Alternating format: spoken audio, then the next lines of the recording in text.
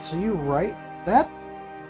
Honestly, even if you do it as a passion, I've always admired writing because the ability to write like actual, even if it's not even the best stories, I always look at that like as an impossibility, and I don't know why.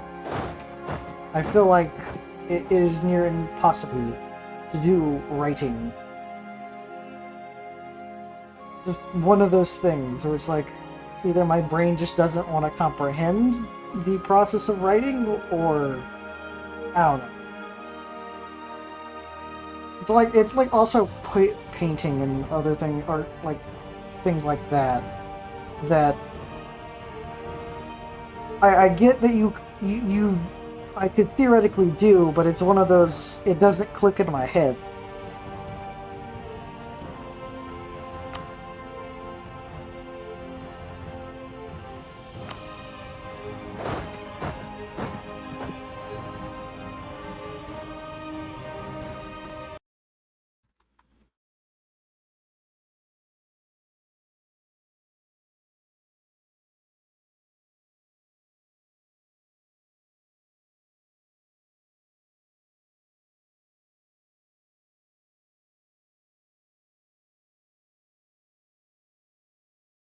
Mm.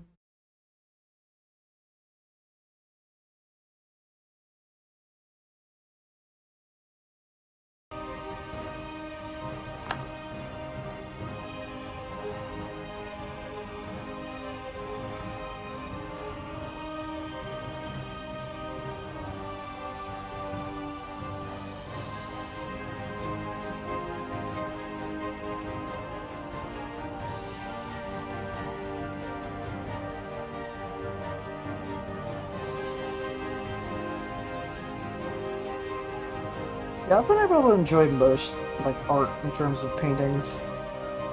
The only art paintings that I kind of don't like is the most modern stuff, where it's like let me just throw paint on a canvas, doesn't really look like anything. Ta-da! It's, other than that, I enjoy most art.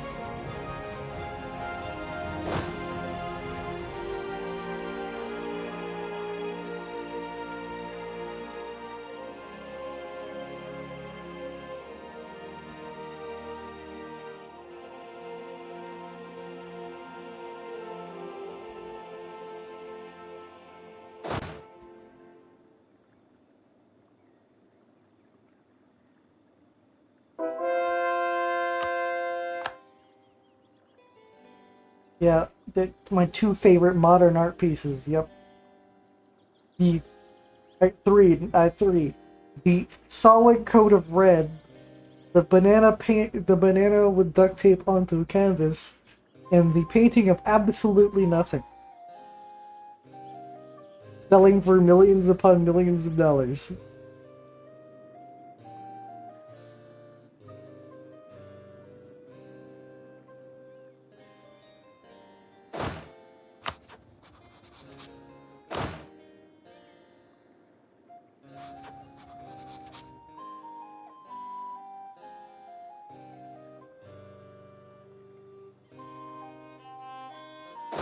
Mm.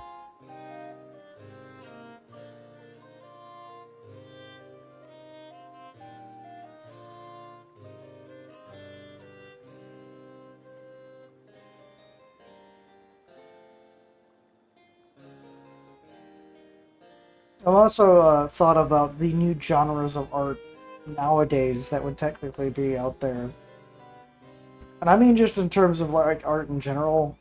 Like the funny thing is, I feel like in 100 years, like a lot of these like really old edited to animated YouTube videos and all the like things like that, just edited videos, are just gonna be art to somebody. Like they're gonna be like, oh yeah, back in the 2010s, this video was made. Look how good it is, even though like most of the lingo has changed, and it's more of like the timelessness of certain things.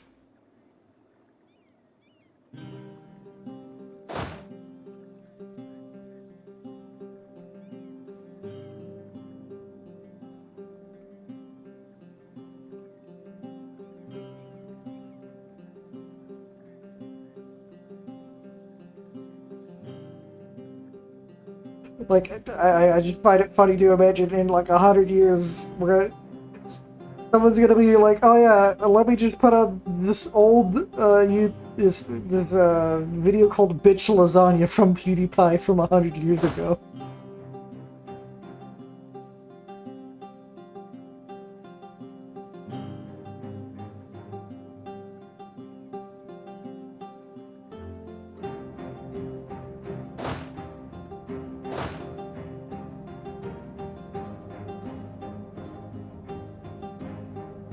And the funny thing is, like, we have like diet art now in terms of memes, where like something will pop up, be relatable, enjoyed for like maximum few months, and then be relegated to the archives of the internet. Of yeah, that happened.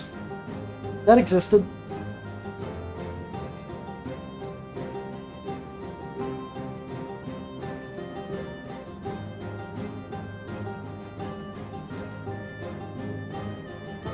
Yeah, that's true. That's true.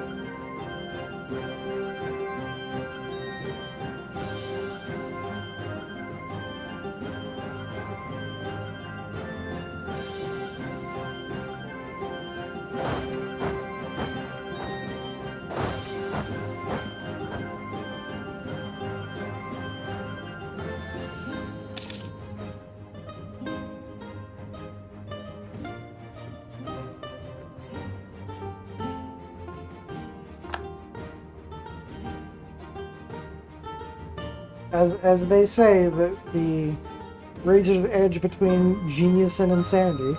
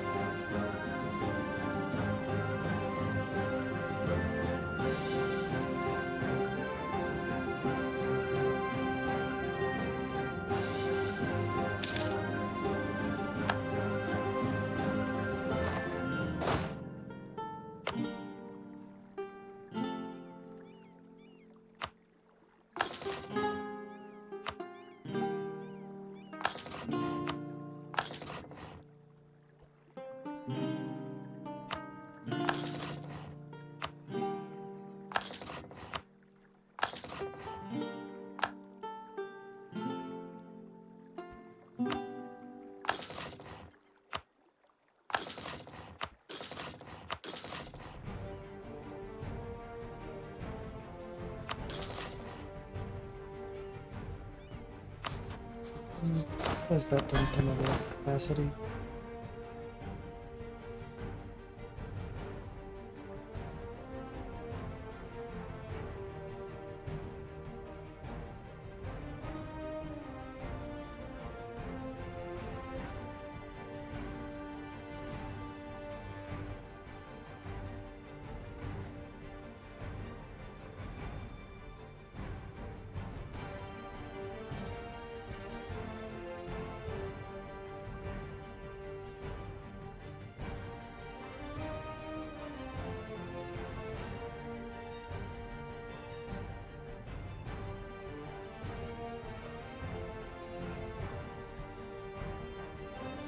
Sure, I'd be interested.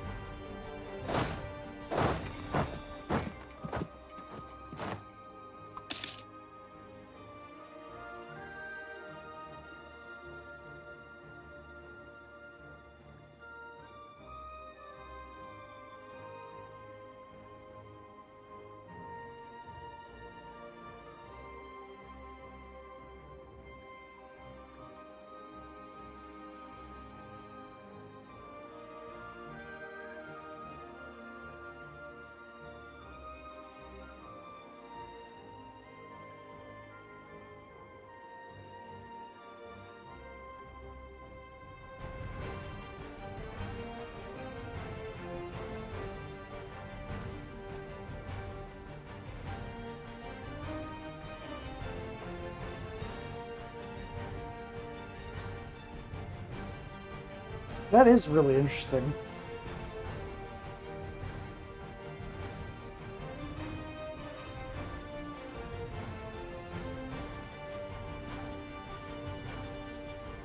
Don't worry about it. I have enough punctuation errors that I just autocorrect with my mind. I do enough punctuation errors on my own, so it just autocorrects. To the point where the point where it's a detriment because I can't see my own errors and I then don't never fix them.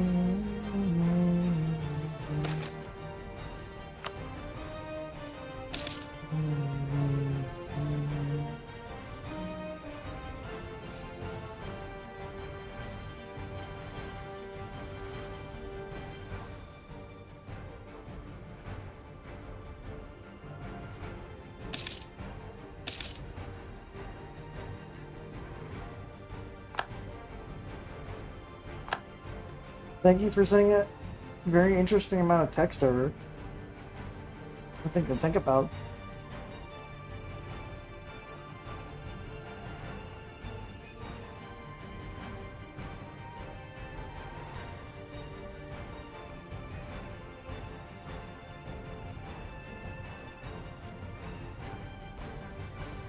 Do you ever put your writings out anywhere?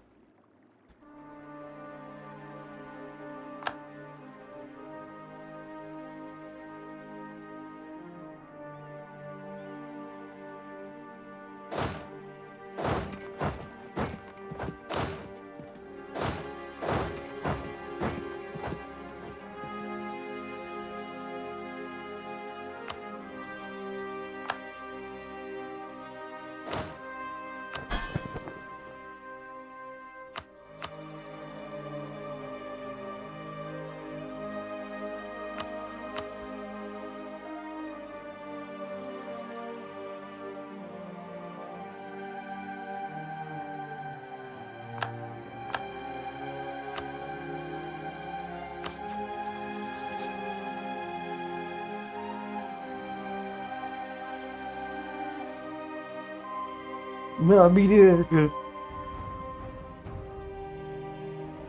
I just know that there's some places on the internet where that maybe there's a writing form, maybe there's I don't know. There's some blogs or something. I'd tell you if I do, but I don't really write. Problem is, anytime I write anything, it's all just near technical and bland and just me putting down just information.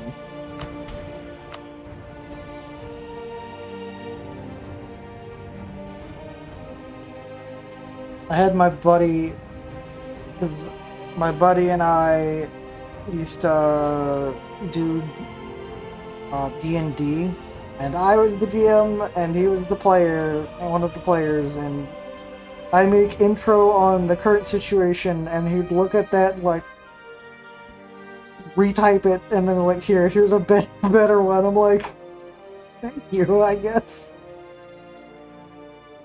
He's a better descriptor.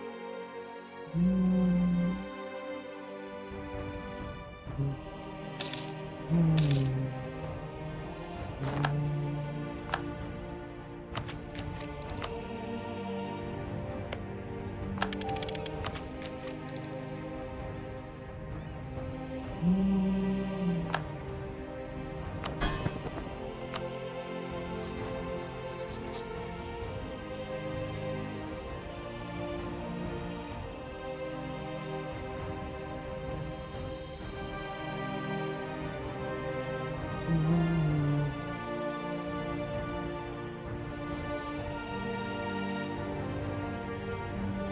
I got told I do a decent job, but I feel like I'm not like other DMs in terms of I prep things, but I also feel like I improv most of my stuff.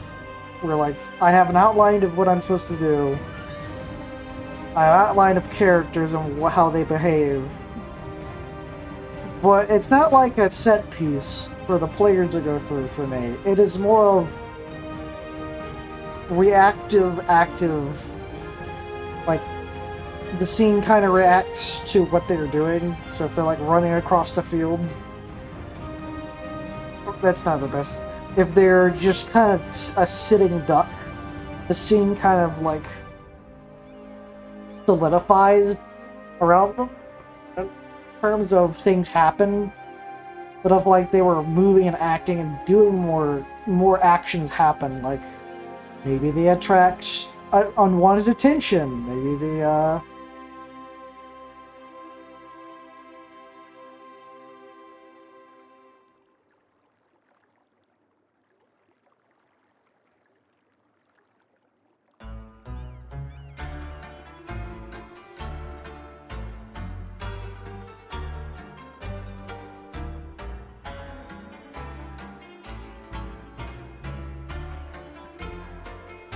The problem, because I have actually had that problem before with players, they expect you to hand everything. Some players kind of expect you to hand every bit of information on a silver platter, or expect context clues, and they don't really like to look around the scene. And I feel it's more of sometimes it's the player's fault for not interacting with what is happening. I don't exactly know what is happening in the scenes that you're describing, but like mainly it is. I'm trying to think of the way for it with my brain. It's kind of like a give and take, where like I try to make like actions like if I really want them to find something, I will then throw out a perception check, and even if they fail it, they know that something is there. That maybe they haven't thought about. Still, sometimes doesn't work, where they just don't comprehend what is happening, and then they kind of fall face first into a trap because they don't understand that hey, there might be something more here.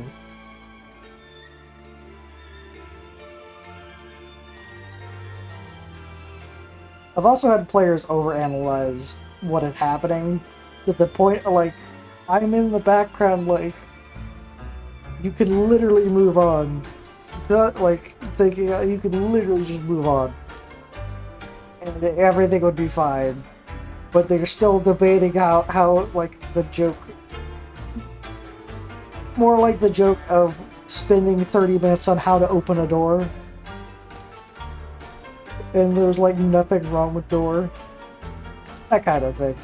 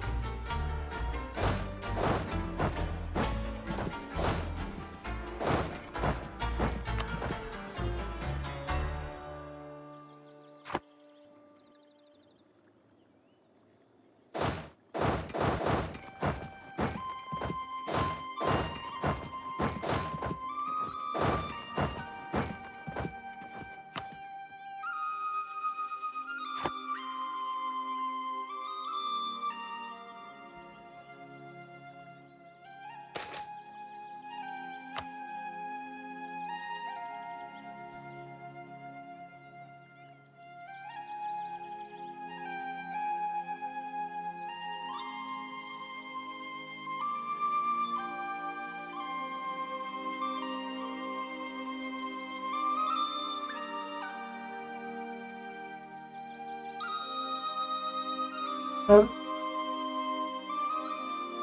all right. What I tend to do to make it more interactive, to make them more into it, like take initiative in like scenes and areas that they get led into. Is okay.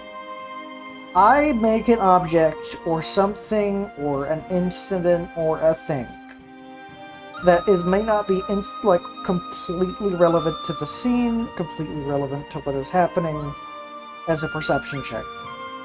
So if this thing is not perceived, then they're like, huh. And then they're more likely to interact with the scene. Like, let's say players walk into pub. I have one person do a perception check because they have a higher perception than most other people. They don't see it, or they do, or like let's say they do see it. Oh, they see that the guy at the table is cheating on cards. But if they didn't see that, they'd be like, "What's going on?"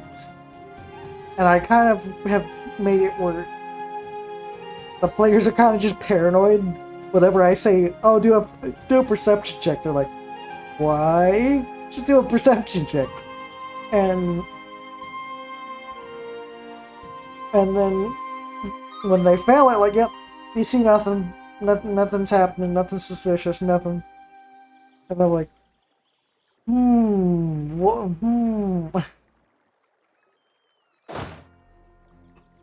Although I did have a couple players, mainly one that was a literal fucking pet rock that as soon as, like, the floor is given to them, they do nothing. They stare blankly at the wall, kinda do nothing.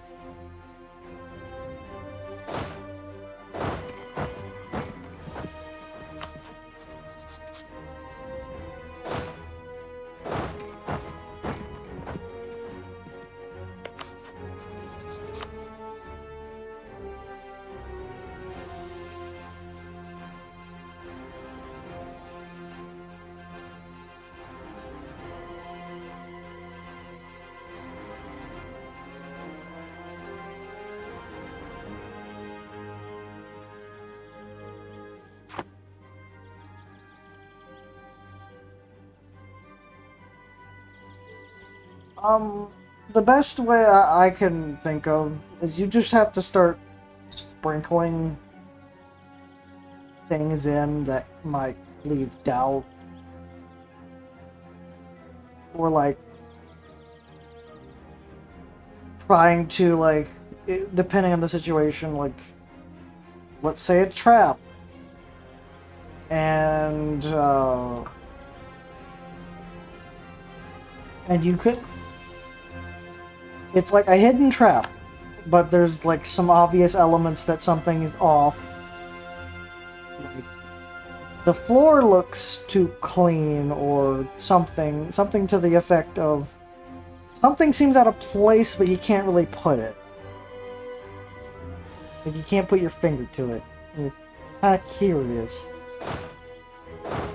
It's depending on how you set up the scene and how you have the trap and or whatever you're trying to do. You have to try to sprinkle in a little bit of either doubt, something to nudge the player. If they don't take the nudges, that's on them. That's truly, like, there's only so much you can do as a DM.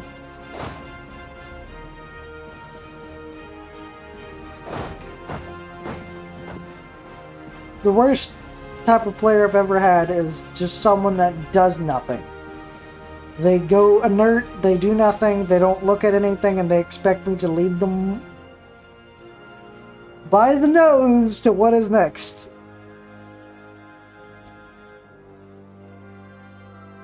They expect the railroad hyper hard. They expect their choices not to matter, that kind of thing. Because I am the proponent of, if the players want to tell me to go shove my story, then I will shove my story and then try to come up with something else.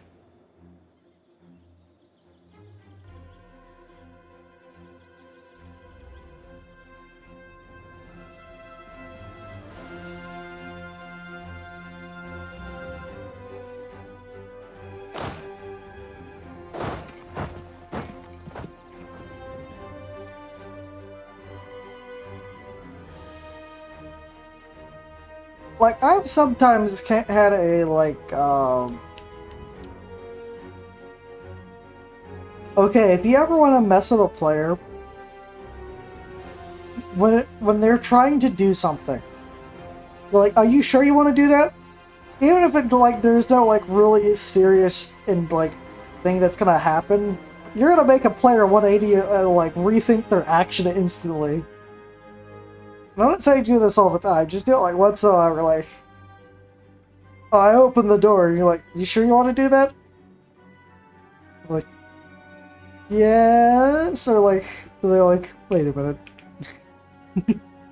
And then they'll re-examine the entire scene again, and then realize that I was just messing with them.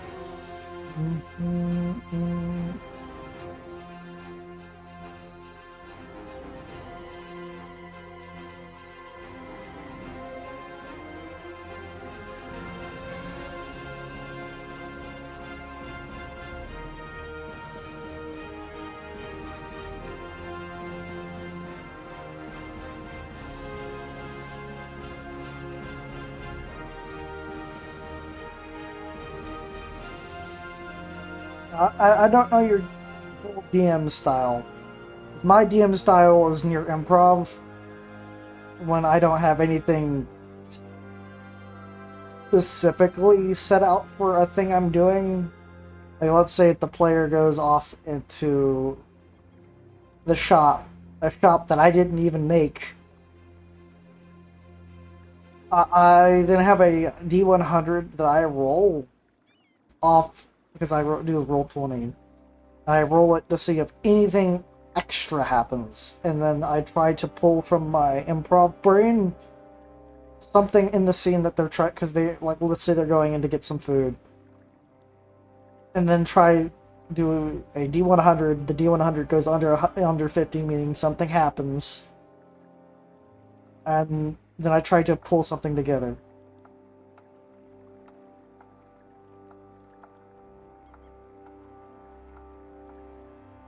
Honestly, you can probably whatever.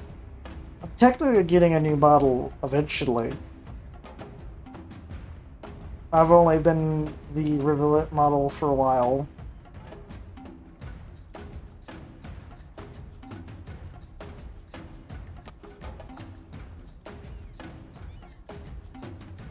You can call me by the streamer name, you can call you that. You make up a nickname, it doesn't matter to me.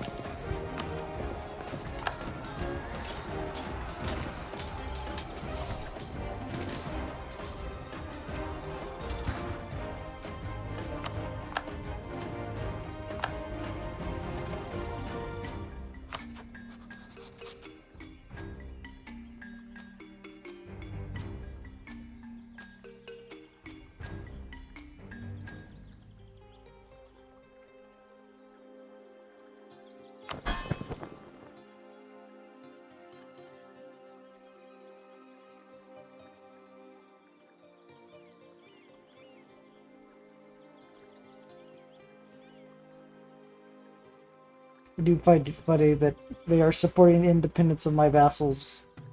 That doesn't even go past 50.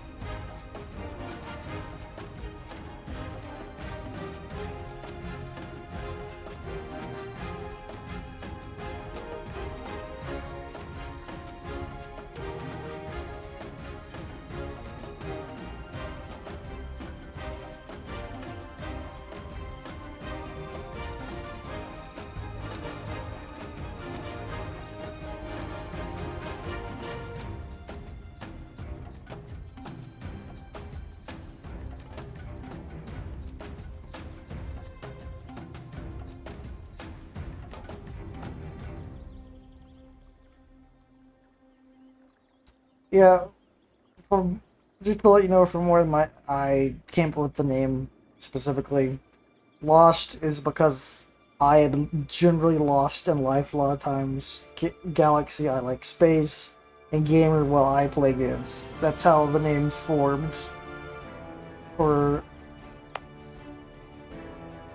and generally, I am silent. I've only recently been able to snap out of silence. I used to just sit in silence all the time, and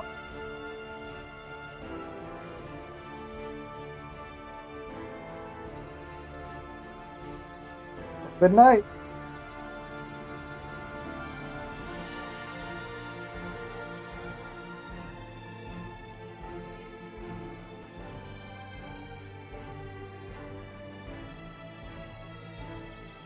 Hope things get better.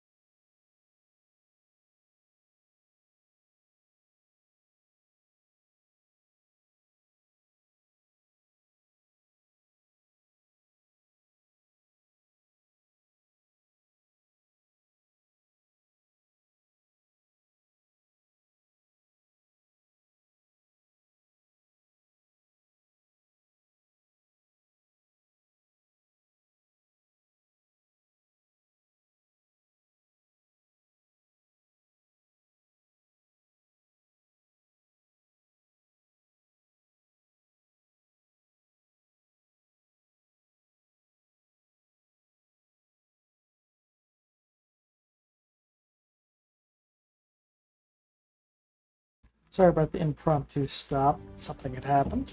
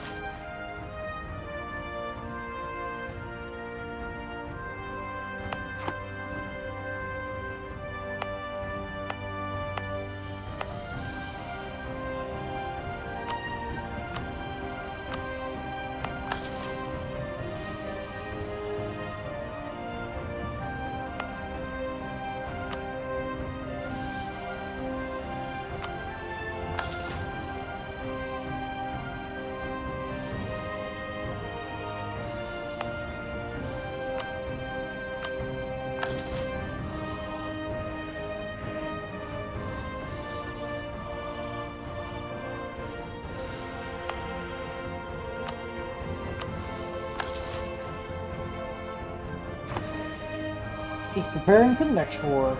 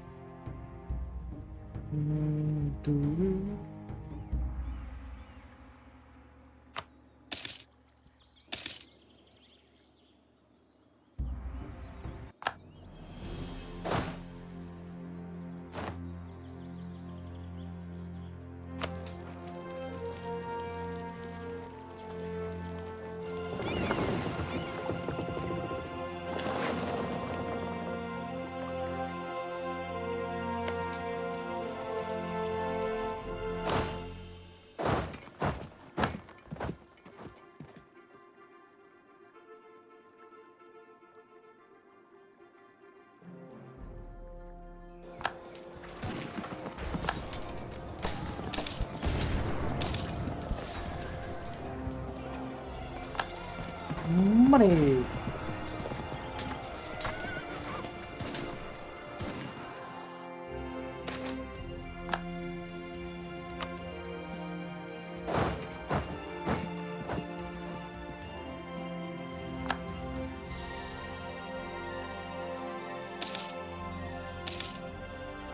Money.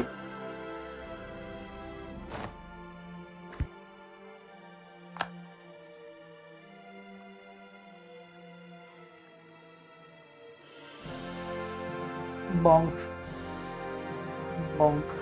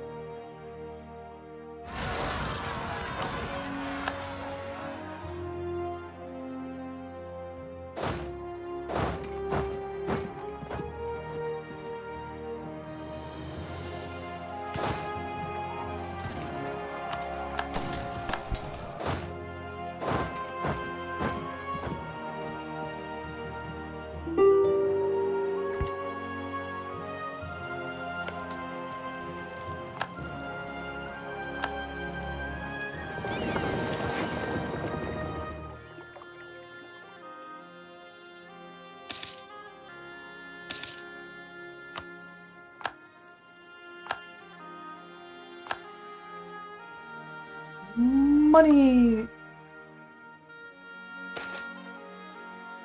No turfs.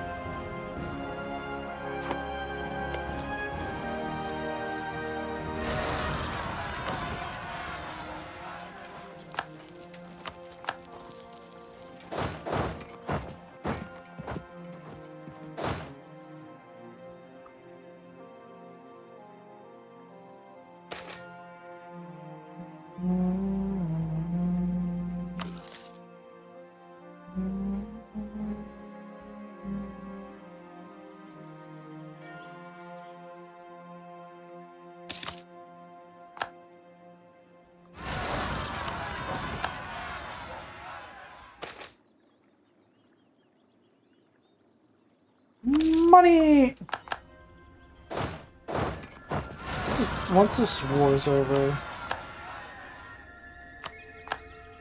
I built so many manufacturers.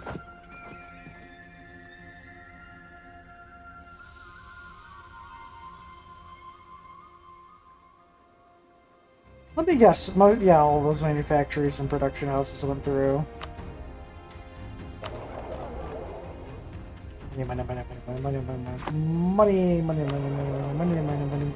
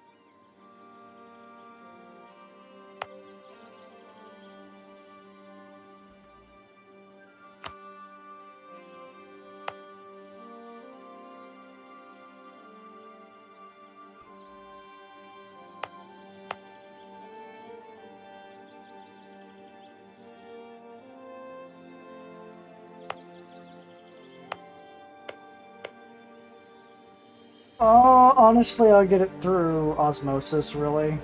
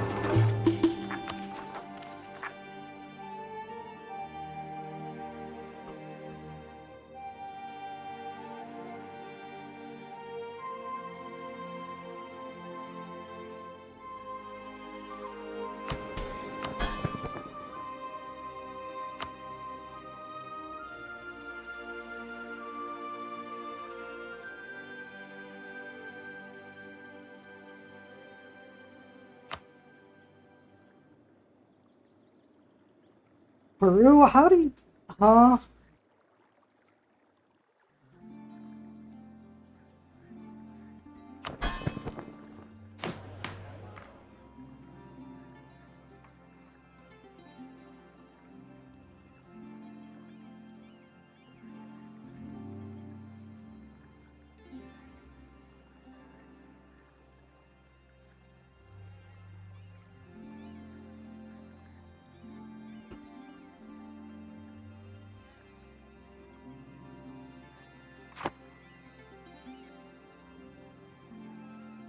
Alright.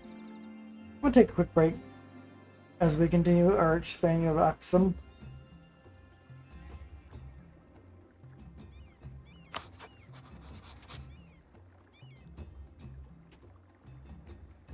I'm gonna try to end the Native American War before I go to war again so I can start annexing this vassal over here.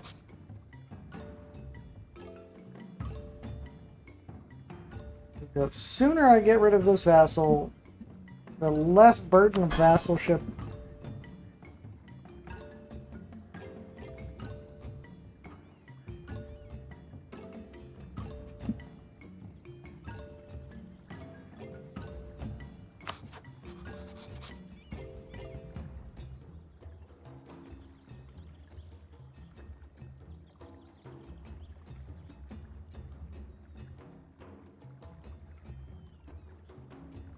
Yeah, Wales is going to expand. I'm gonna just basically hand it as much land as it physically can take from Ireland.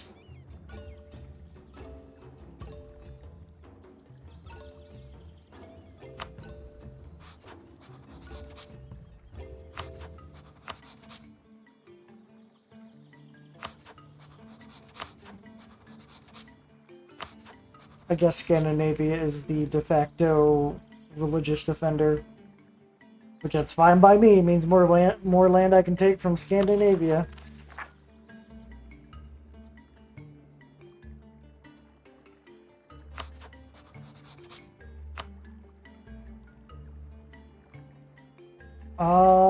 I will also be taking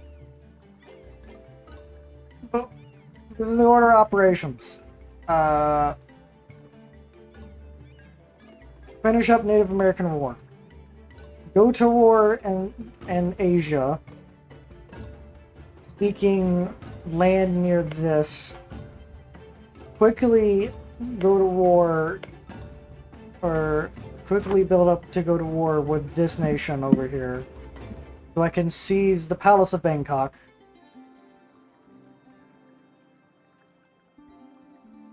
To increase my government capacity even further. That is the only reason why I'm over here right now.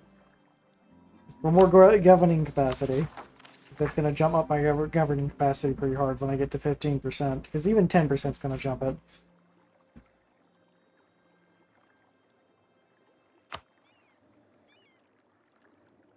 And then after that, then it's purely expanding administration that's going to increase my governance cap.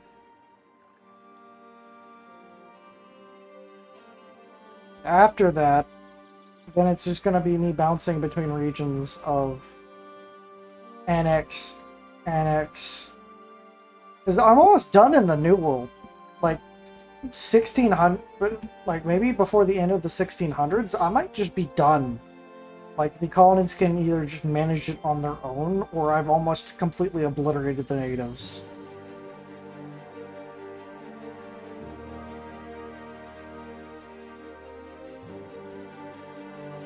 And that means the colonies can then self-improve, and they're going to be great assets at helping me in any war. Because once they have complete stability, you'll see what they do. You see how Brazil and Colombia came to the old world to help.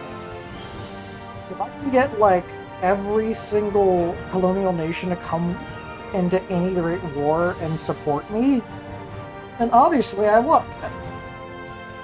But yeah, that'll be it for... No, that's not going to be it. I'm going to take a break real quick and then come back. So, BRP.